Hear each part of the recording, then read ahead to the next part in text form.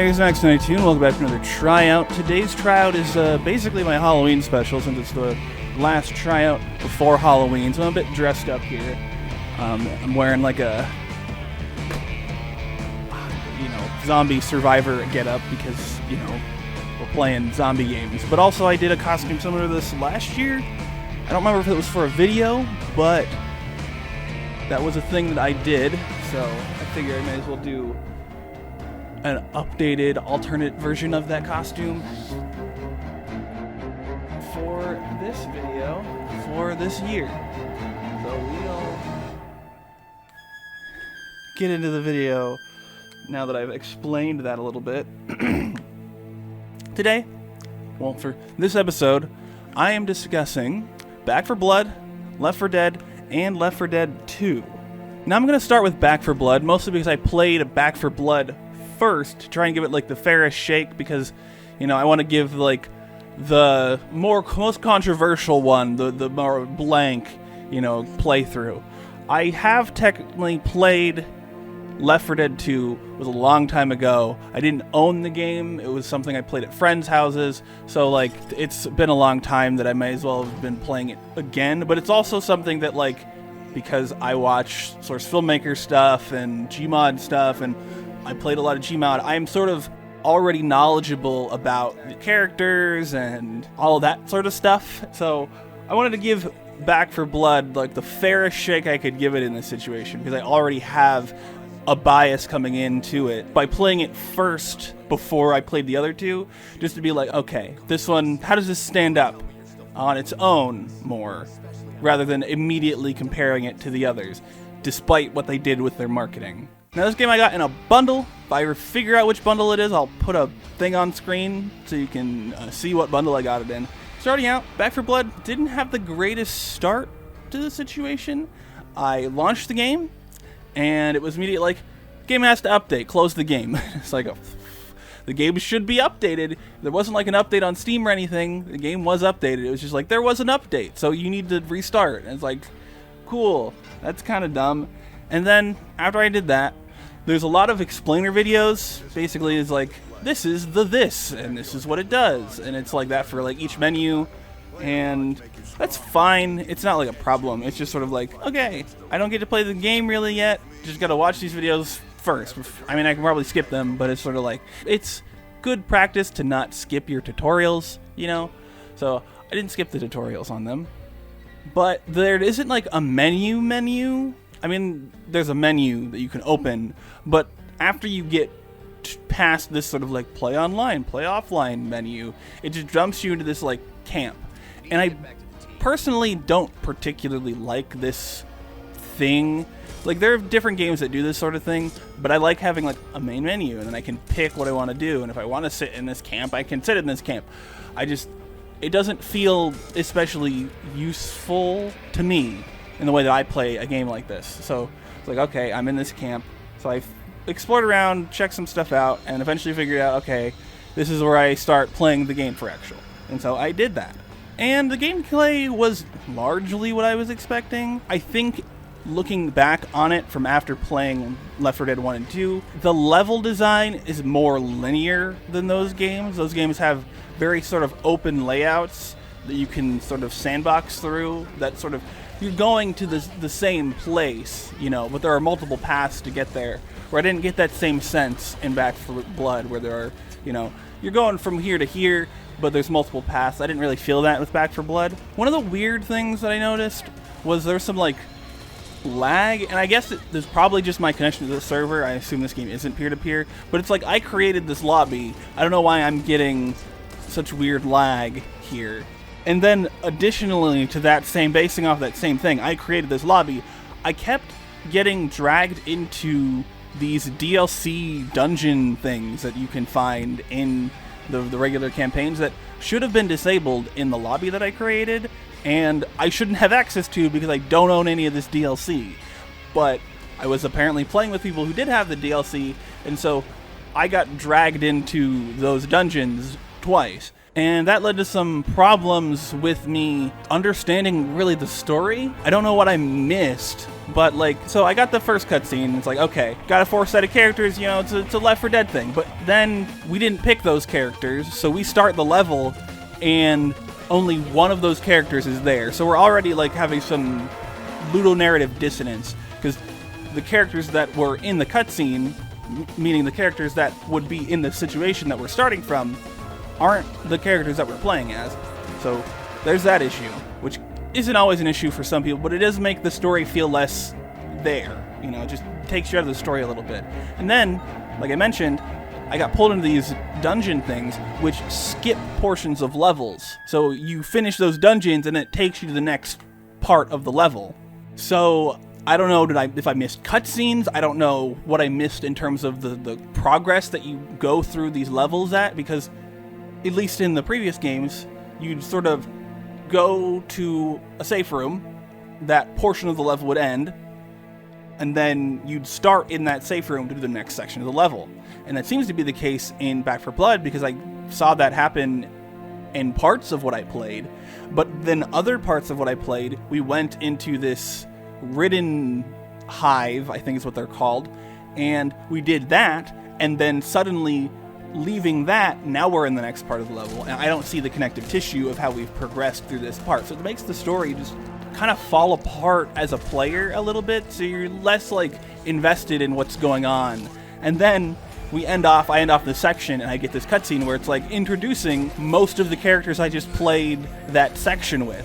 So like, okay, the character I played as is here, and then 2 of the other characters that were in the group that I played with is here. Because I just jumped into like an online lobby, or well, I created a lobby for other players to be able to jump into. So it's like, it just leads to the story just not clicking, because what's it matter if you're just gonna miss like portions of the story, or you're gonna have characters in the wrong order or whatever. So it just makes the story feel less important as you're playing, from my perspective. The other thing that I'm sort of confused on is like, I don't get why it has these like deck building card elements and these like Destiny weapon stats and stuff. I feel like it detracts from some of the other gameplay elements. It like comes up against them, because it's got these cards, and it's fine if you're just pre-building a deck and then you draw cards or whatever as you go. So you can kind of learn, you can kind of make your deck, learn all the cards that are in it, and then be able to, if you draw a card, be like, okay, that's that card. I know that card because I made this deck. But then you add in the situation where you're able to add cards to your deck as it goes on, and now you have to just sort of know all of the cards, which is harder to do. And also, like, if you want to learn them on the fly, you have to sit there and like, okay, what does this card say? Okay. Like, and this isn't that type of game where you can just stand still and read things. You know, if you sit in one place in this game and also the Left 4 Dead games for too long, the AI director will just send enemies at you to, you know, basically punish you for sitting still. And that doesn't seem to have changed here, especially since there are like corruption cards that can make that even worse, it seems. So like having these long cards with lots of text, and also these weapons with all these stats that you have to be like, okay, what do these numbers say? Is this better or worse than the one I have? And you have to like compare. It just adds a layer of things that sort of comes into conflict with the baser gameplay elements. And from my perspective, like, I don't really understand why you'd have those things in a fast-paced shooter like this. It's fine to have different weapon types and whatever, or even just the attachments and stuff. You can sort of on the fly, like, okay, what does this do? You know, what is this? But when you start getting into like minutia, where it's like, well, this weapon has an uncommon rarity, and it's like, what are we talking about right now? Like, do I get to keep these weapons in like an inventory? It doesn't seem like that's the case. Like, so I don't get why these elements are here in this particular game. I think you could simplify the weapon system and have a more streamlined general system that wouldn't detract as much from the baser gameplay elements, at least from my perspective. While I've been kind of talking negative about the game, the thing that I should mention here towards the end of this part is I did mostly enjoy what I was playing. Like, it wasn't terrible, and having like people online. I wasn't like in voice chat or anything like that. Just having people online who were just jumped in. I could see their names. I'm like, it's that guy, and like drop in, drop out. That stuff is fun for the most part, except for like doing the ridden hives. Like, if I hadn't had to get stuck doing that stuff and sitting and being like, okay, I'm just gonna keep this one weapon, and I probably should have switched it for something else, but it's like, this weapon already has all these attachments on it. Why would I switch it for, it's a better? There's just sort of issues with it, but it's like, this is relatively fun. And because I had fun, I do sort of want to go and like, I should, finish the base game campaigns or whatever, and just see where those go, and see if it holds up through the whole thing. I have a desire to play more of it. And so this is this interesting situation where it's like, I guess the game passes? Like, I'm not sure I recommend it or not. I guess it just sort of depends on whether or not you're into the more complicated elements of the game that you sort of need to get into in order to optimize it enough for you to have fun. Because beating your head against a brick wall because you have like the wrong cards or the wrong weapon stats isn't fun for most people, especially people who are just jumping in expecting a co-op shooter. Like, this is a bit more complex than just a co-op shooter, which is what this game was advertised as. This game was advertised as essentially Left 4 Dead 3, and that is a great disservice to it because it has these other elements that make the systems more complex. And I think that maybe detracts from the game in some portion, but it's also the more unique segment of the game in some sense. So it's like, it's what makes it stand out, but it's also why a lot of people probably won't want to play it. So it's like, I'm going to play more because I already own it. But it's like, should you get it? Maybe. Look into it, check it out, see if it is what you want, because it's not just more Left 4 Dead. It's got some wrinkles to it that make it a little less accessible to just anyone who might want to pick up a co-op shooter.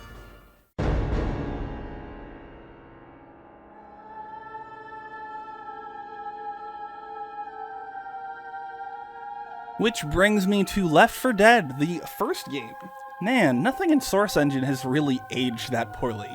Like, it all still looks decent and all mostly plays pretty decent. Like, it's wild how well that engine holds up. So, I couldn't find people online to play with, and I didn't really tell my friends within enough time to actually, like, get people together to actually play it.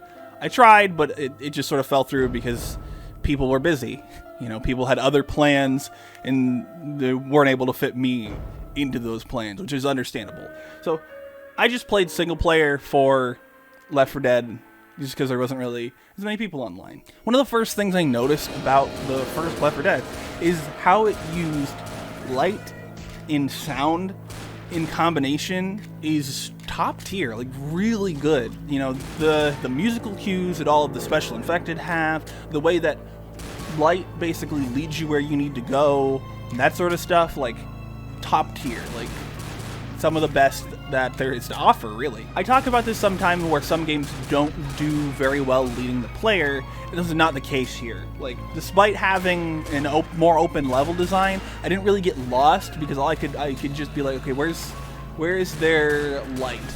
What is drawing me towards it?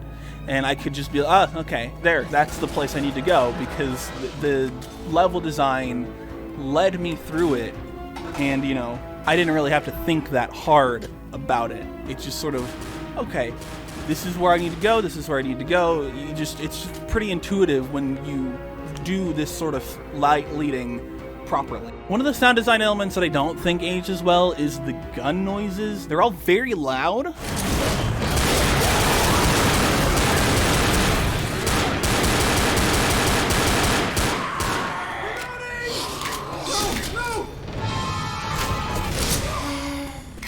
Which is, what they should be, but they also just don't sound very good. They're all very, old gun sounds, like really low quality gun sounds. That's sort of what I feel about them. The game does have like that little bit of like a dated quality overall, but it's not terrible. Like I said, nothing in Source has really aged that poorly from my experience. It's kind of wild. But I think the biggest downside to Left 4 Dead 1 is the fact that the entirety of the game essentially was ported over to Left 4 Dead 2 officially. Like, all of the campaigns from the original game are in Left 4 Dead 2, including the DLC campaigns from the original game. So it's like, there's less of a reason to play this specifically, since you can just play it in Left 4 Dead 2. This game's not bad. It's just sort of redundant. It's been replaced to an extent, but I still think it's good, and it's different enough from Left 4 Dead 2 that it's a somewhat of a different experience probably playing those campaigns in Left 4 Dead 1 versus Left 4 Dead 2. I think the game still passes, you know. I'm probably going to finish the campaigns in Left 4 Dead 1 first, so that when I come back to them in Left 4 Dead 2, it's like, it's this place again, and it looks better and everything, you know. So that's sort of what I have to say about that game, I think. I don't think I have anything else in my notes here. It's just, Left 4 Dead 1, it's good, it's a little dated, but it's fine. You know, check it out if you're into Left 4 Dead. I don't know. Check it out. I don't know how to pitch it to you if you're not a fan of cooperative shooters, but yeah, check it out.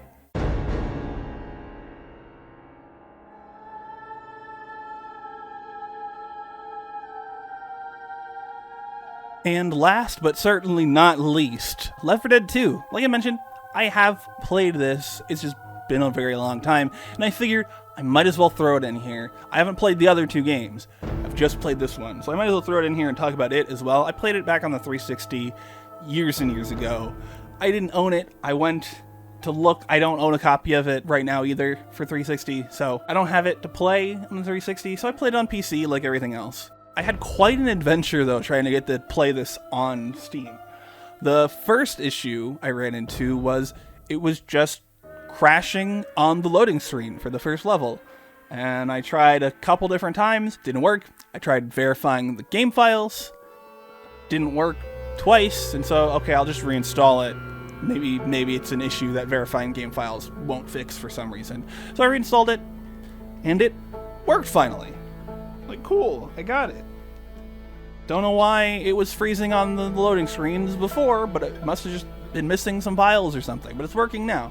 That's cool. So I set up a public lobby because I'm going to try and play. This one has a player base, so I'm going to try to play this one. So I set up that public lobby, and it's like, okay, I'm going to play on the official dedicated servers, and I just had issues where I would get partway through the first section of Dead Center, and I'd DC, basically get a connection error, and the game would close, and I have to start over. And so after that happened 2 or 3 times, I was like, okay, I'm going to switch servers. So I switched from the official dedicated servers to the best available servers.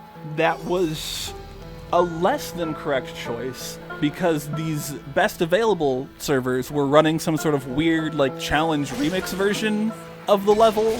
And so instead of playing Dead Center, I played Dead Center, but somebody had put up a bunch of fences that I had to maze my way through, and also changed all the enemy placements, and it was silly.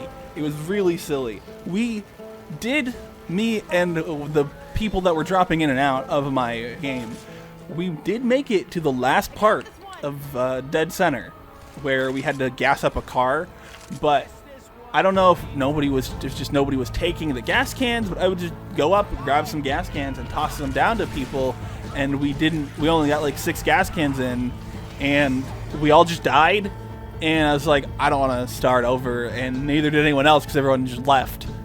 And I was left with AI companion, so I was like, screw it, I'm just gonna go play this section of this level in single player. And so I just played the last segment of Dead Center in single player. It took me like 5 minutes, so it didn't take me very long to finish that. And so it sounds like I had kind of a terrible time, but despite all of that trouble, even playing through these stupid, overly difficult challenge versions of the levels, it was pretty fun. I had people dropping in and out. I accidentally vote kicked someone at some point. Like, it was great. It was a fun time that I spent doing that. You know, and that's sort of one of the hallmarks of a good game, is that even when stuff sucks, you're still having fun. Left 4 Dead is already just like fun to play with other people, especially. Because like, playing with the AI is fine, but the AI can be sort of dumb. They're just lesser to play with. And so playing with people is obviously going to make the experience better. And Left 4 Dead 2, in my opinion, is just vastly improved. You know, they add in melee weapons, they just improve the UI, I think, add some new mechanics. I think it's a better game, and obviously Left 4 Dead 2 passes tryout. So the results here, Back 4 Blood, it's alright. It's just weirdly organized mechanically. It's got some weird stuff to it, but it's fine. Left 4 Dead, good, a little bit dated. Left 4 Dead 2, it's the best of all of these. So, like, I don't understand why you would even try Back 4 Blood if you want to play one of these co-op shooters. Because I just think Left 4 Dead 2 is better, and I think that if you look at player numbers, that's also things that other people think. You know, you've probably seen this chart before, how Left 4 Dead 2 has higher user counts. Yeah, just play Left 4 Dead 2, I guess. That's the video. I should hurry up. I think I'm running out of time on my thing. So, got a description, links to BigazZA, links to all my places, Twitter, Patreon, Bandcamp, Redroll, etc. Comment, subscribe, like, share, do the things. Anyway, thank you so much for watching, and I'll see you next time. Bye!